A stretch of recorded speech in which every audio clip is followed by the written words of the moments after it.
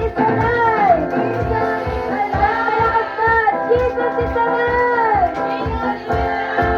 It is a happy day indeed. Kaya ngayong umaga to, we will praise Him and we will give thanks sa lahat na ginawa niya. Amen po? Amen po ba? Palakpakan po natin ang Panginoon. Sige po, malakas na palakpak! Let's worship the risen King! Hallelujah! Sigaw po tayo, hallelujah! Sigaw po tayo, hallelujah! Malakas pa po dyan, hallelujah! Hallelujah! Amen! Ano pong masayang pagpuri sa Panginoon?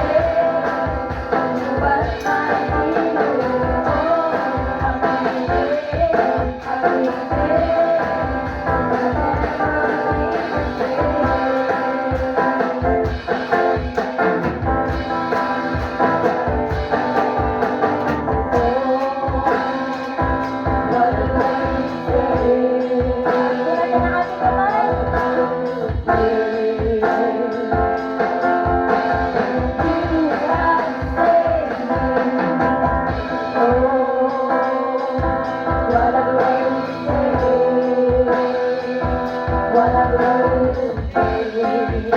Isa pa.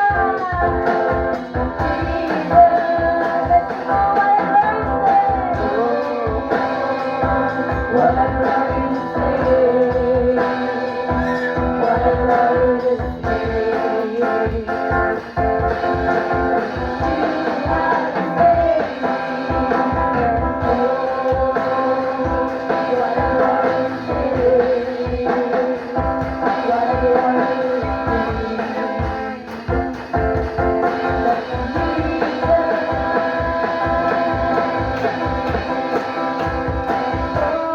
Happy day, happy day. Tapak po natin ang ating kamay. Sin away, oh, happy day, happy day.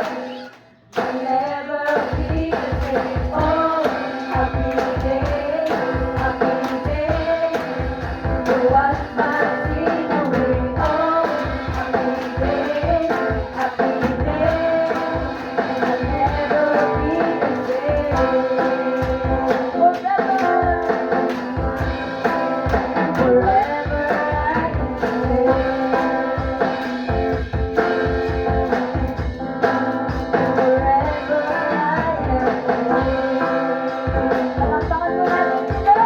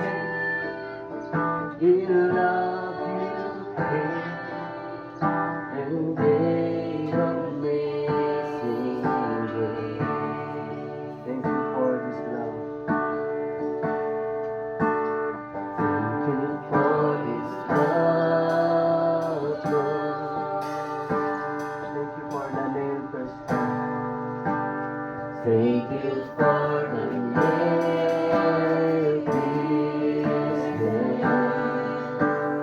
Wash me in your blessing, love. Now all I know, your forgiveness and embrace. I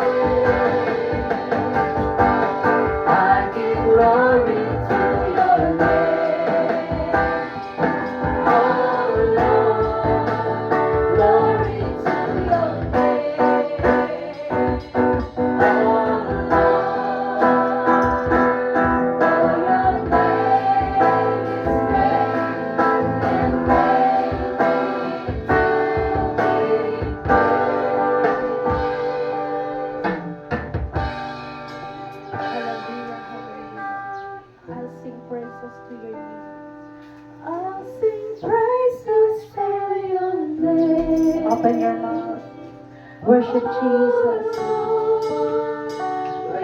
Praise your name. your name. Oh Lord, for your name is great and greatly to be praised.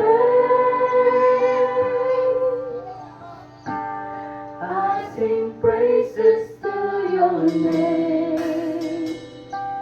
Oh Lord, praises to your name.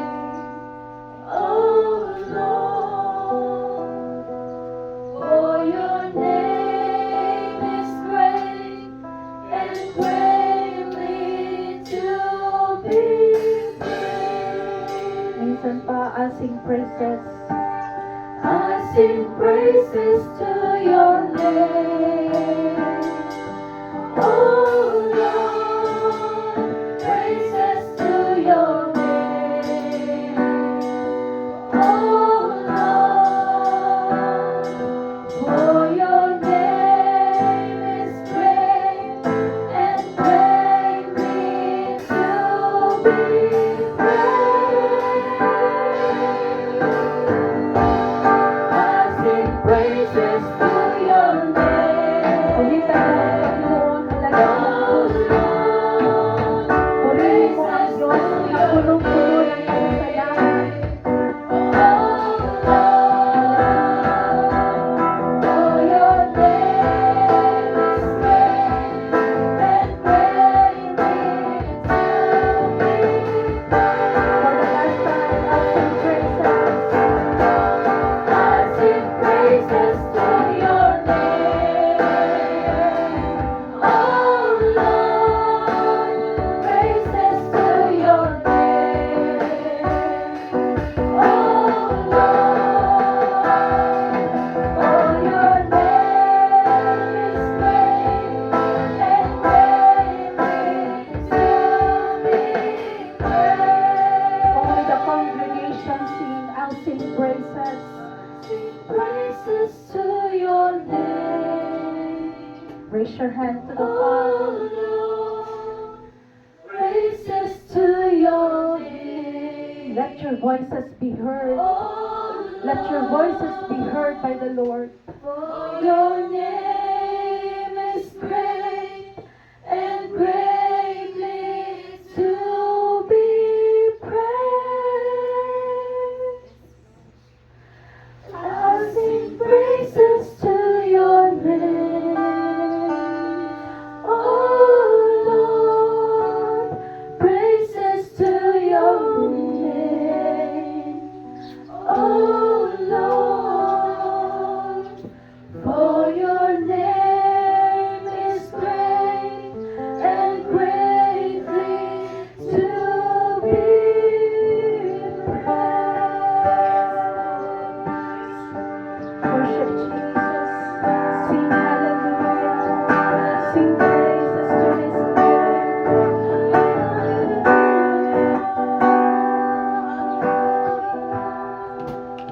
Open your mouth. Worship Jesus. Hallelujah.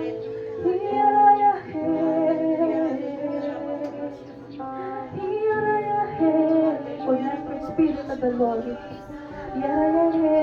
Salamat, Panginoon. Nilagay mo kami sa lugar na ito para ikaw ay purihin.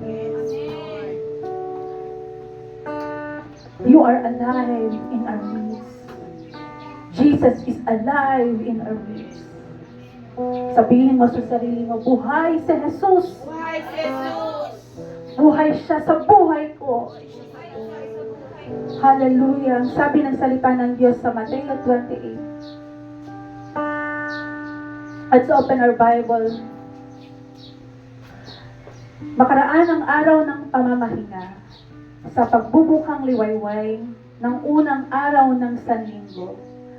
Lumakad si Maria Magdalena at ang isa pang Maria upang tingnan ang libingan ni Jesus. Biglang lumindol ng malakas. Bumaba mula sa langit ang isang anghel ng Panginoon. Iginulong ang batong nakatakip sa libingan at umupo sa ibabaw niyon. Ang kanyang mukha ay nakakasilaw na parang kidlat at puting-puti ang kanyang damit. Nanginig sa takot ang mga bantay nang makita ang anghel at sila'y nabuwal na parang mga patay. Ngunit sinabi ng anghel sa mga babae, "Huwag kayong matakot. Alam kong hinahanap ninyo si Jesus na ipinako sa krus. Wala na siya rito, sapagkat siya'y muling nabuhay gaya ng kanyang sinabi. Halikayo't tingnan ninyo ang pinaglibingan sa kanya. Magmadali kayo at ibalita sa kanyang mga alagad na siya'y muling nabuhay at papunta na siya sa Galilea. Makikita ninyo siya roon. Iyan ang balitang hatid ko sa inyo." At dali-dali nga silang umalis sa libingan na may magkahalong takot at galak, at patakbong pumunta sa mga alagad upang ibalita ang nangyari. Ngunit sinalubong sila ni Jesus at sinabi, "Magalak kayo!" Lumapit sila sa kanya, hinawakan ang kanyang mga paa at sinamba siya. Sinabi sa kanila ni Jesus, "Huwag kayong matakot." Sabihin mo sa katabi mo, "Huwag kang matakot." Sabihin mo sa likuran mo, "Huwag kang matakot." Magmadali kayo't sabihin sa mga kapatid ko na pumunta sila sa Galilea at makikita nila ako roon. Amen? Maliwanag ang sinabi ni Jesus. Ang Jesus na sinasamba natin sa lugar na ito, hindi siya patay. Siya ay buhay. Kaya sabihin mo sa sarili mo, buhay ang Diyos na sinasamba ko. At hindi ako iiwan. Hindi ako pababayaan. Kaya huwag kang matakot. Tumaas man ang gasolina, huwag kang matakot. Amen? Bibigyan ka ng Diyos ng katalinuhan kung paano mo mapagtatagumpayan ang krisis ng mundo ito. Huwag kang matakot. Mga anak, huwag kang matakot. Kaya kapag sumamba ka, nagpuri ka, nanalangin ka, huwag kang matakot. Amen? Give your best to God. Because the Lord did not give us the spirit of fear, but He gave us the spirit of sonship. Amen? Purihin natin ang Diyos. Palakpakan natin ang Diyos na buhay. I sing praises to your name. Worship Him. Praises to your name. Gusto ng Diyos marinig ang boses mo, ang pagpupuri mo. Hallelujah.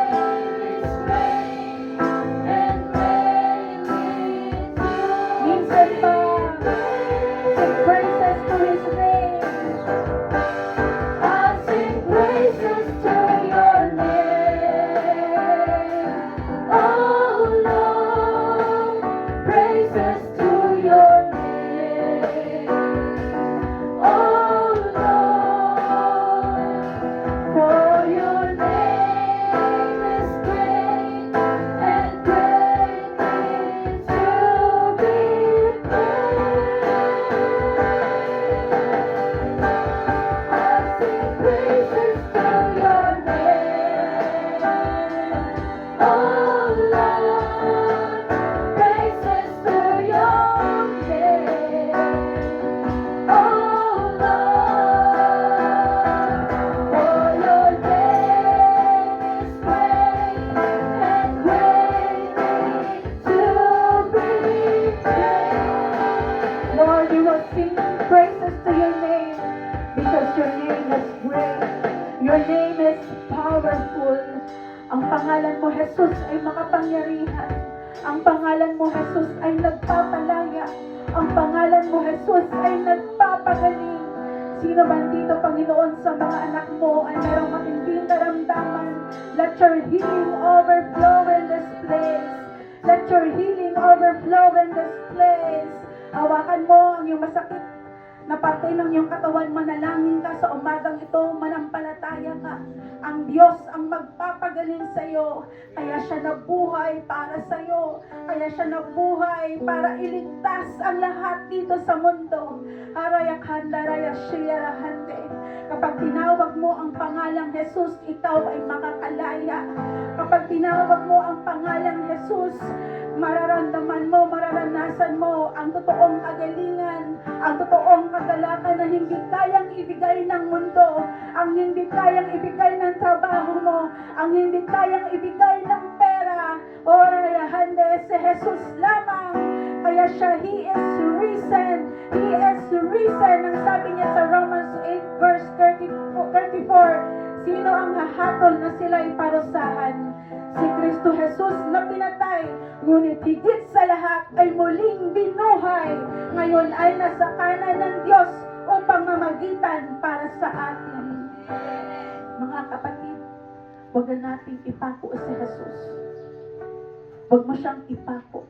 Kung meron kang matinding problema, tawagin mo ang pangalan ni Jesus.